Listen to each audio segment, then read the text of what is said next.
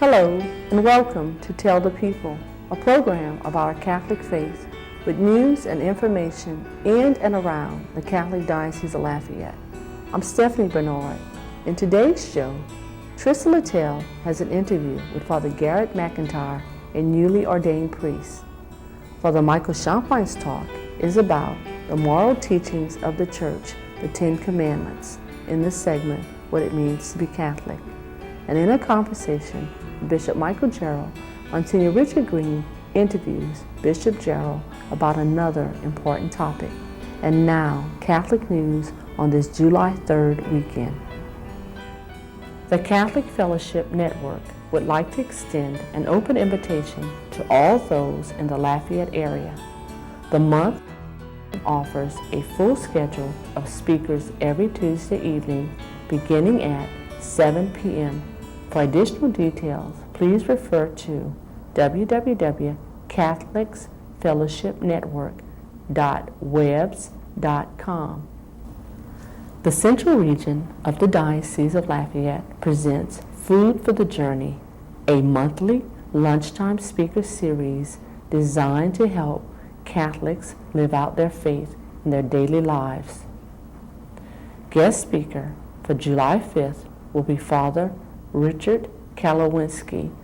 Food for the Journey is held at the Crown Plaza Hotel, 1801 West Pinhook Road, beginning just after 12 noon. The Lafayette Diocesan Office of Christian Formation will sponsor a DRE/CRE training day on Saturday, July 23rd. Sign-in will begin at 8:30 a.m. and the day will start at 9 a.m. The deadline to register is Thursday, July 15th, and all participants will be required to bring their DRE handbook to the training day. The Lafayette Diocesan Office of Christian Formation will host a DRE Religion Administrator Day of Prayer, Catechist Personal Spiritual Growth Experience on Thursday, July 28th. The event will be held from 9 a.m. until 3 p.m. at the Immaculata Center, located at 1408 Carmel Drive in Lafayette, with sign-in to begin at 8:30 a.m. Due to summertime hiatus, Tell the People will be replaced with the following. The week of July 10th, TV3 and KSIG will air the most recent priest ordination. TV22, AOC, and KVPI will air the first Mass of Father Nathan Como. The week of July 17th, respectfully, the 100th anniversary of Lafayette St. Paul's Church and the first Mass of Father David Aber will air. The week of July 24th, the most recent vows of Carmelite nuns and a Mass of Thanksgiving for Father Jonathan Janice will air. The week of July 31st, the Mass for Hurricane Protection and the first Mass of Father Garrett McIntyre will air. For further information, please check the July issue of Acadiana Catholic newspaper and/or stations, local listings, and websites. Coming up next, Trista Littell has an interview with Father Garrett McIntyre, a newly ordained priest. Hi, I'm Trista Littell, and we want to welcome you to Tell the People. With me here today, we have a very special guest, a newly ordained priest in the Diocese of Lafayette. We have Father Garrett McIntyre. Hi, pleasure to be here. Hi, it's great to have you with us. Why don't you tell us a little bit about yourself, where you're from, who your parents are, possibly your siblings? I was born and raised in Bayou Vista. Grew up at St. Bernadette Church there.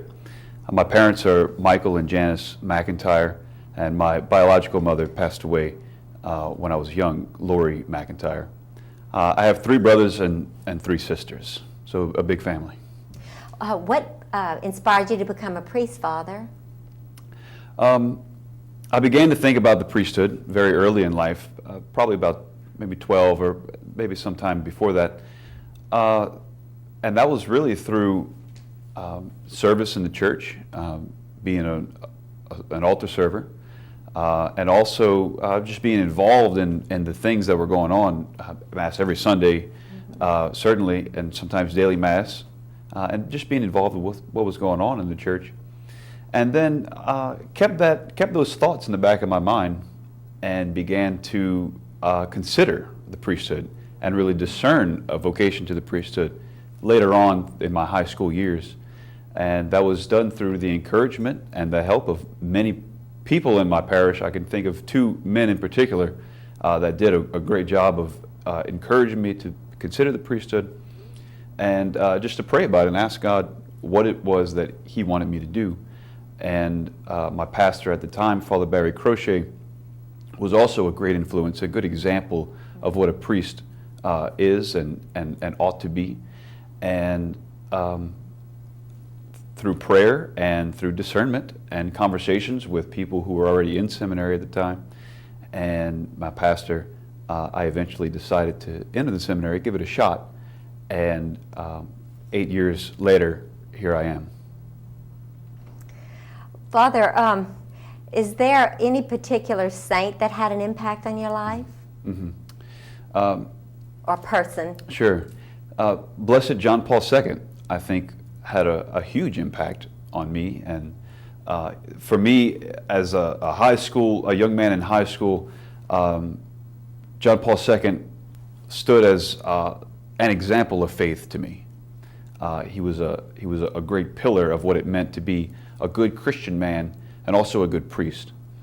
And throughout the years, especially these past 5 years that he's departed from this world, I've prayed for his canonization, that he would be made a saint.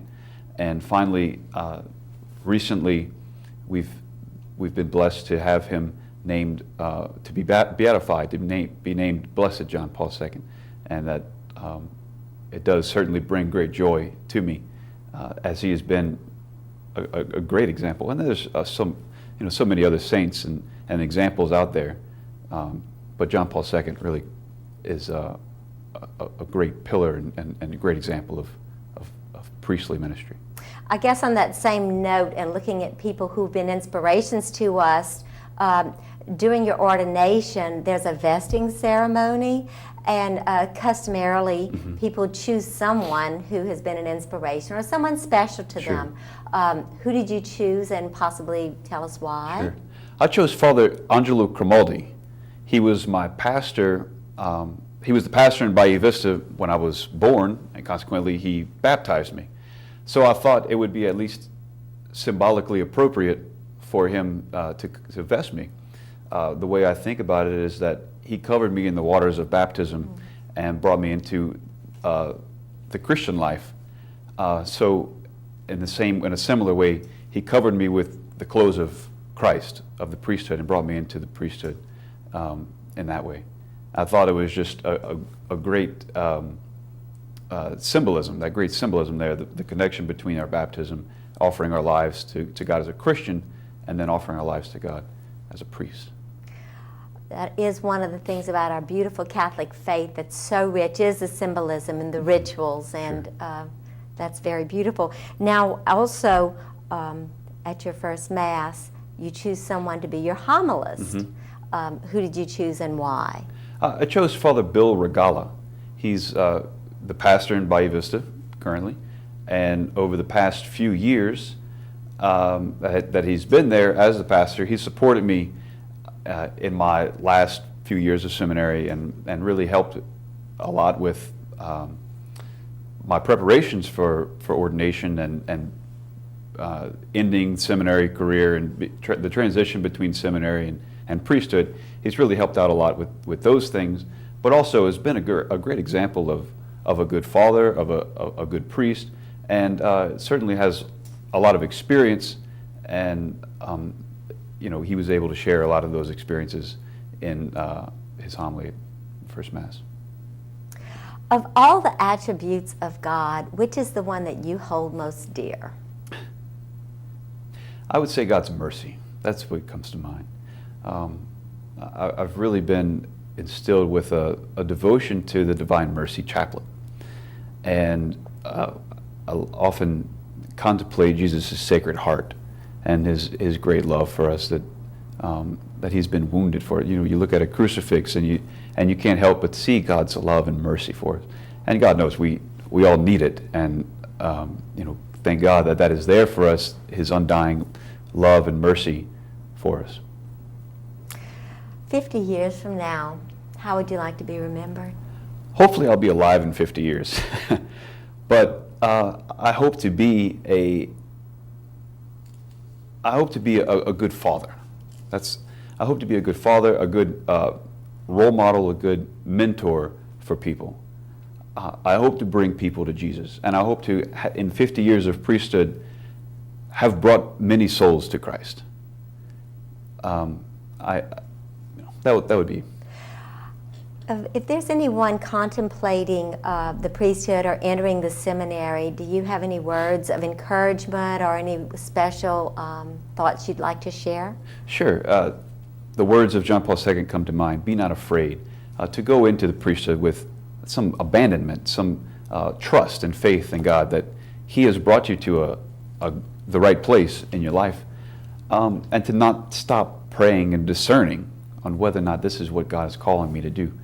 But to just give our lives to God with faith, I think is certainly very important, and to trust that God will bring us to the right place, and he'll not be outdone in generosity, and he will, you know, when we're generous with him, he will be all the more generous with us. Father Garrett, thank you for being with us today. I will certainly pray for you. Thank you. And I want to thank everyone for joining us today on Tell the People. And we ask your continued prayers for Father Garrett McIntyre and all the newly ordained priests of the Diocese of Lafayette, as well as all priests. Thank you so much. Coming up next, Father Michael Chopin's talk is about the moral teachings of the Church, the 10 Commandments, in the segment, What It Means to be Catholic. Good morning. Welcome back to Tell the People to What It Means to be Catholic. We're treating the 10 Commandments, up until this point, an introduction to the 10 Commandments. Next Sunday, actually we'll begin after our little recess in July from Tell the People, beginning in August. We'll look at each of the 10 Commandments, one Sunday on each commandment. Today what I'd like to do is just give a little introduction to what we call the Decalogue. The Decalogue, literally the 10 words. 10 words that God spoke himself. God himself wrote unto the commandments on Mount Horeb when he effected a covenant through Moses with his people, a relationship with his chosen people. He himself revealed his laws and statutes, these 10 words, which he told Israel to hear, to take to heart, and to keep them so that his covenant would remain effective and remain a union with his people. And we see this in both in Deuteronomy chapter 5, when we have in chapter 5 the covenant at Horeb, and then a delineation of the commandments. And we see it also again in another enumeration, very similar with some differences, but basically the same in the book of Exodus. Of course, this covenant that God worked with his people was effected as God is leading his people out of the land of bondage and slavery into the promised land. And so we see, that says in Exodus chapter 20, verses 2 through 17. This movement of God revealing commandments to Moses and to his people is really what man is supposed to put into practice as a response to the covenant. First thing that God does is he frees his people from sin. He frees his people from bondage. And our response, our gratitude of God's own initiative, is to live the moral life. And of course, if you love me, Jesus says in his Last Supper discourse in St. John's Gospel, if you love me, keep my commandments. Of course, we have a beautiful exposition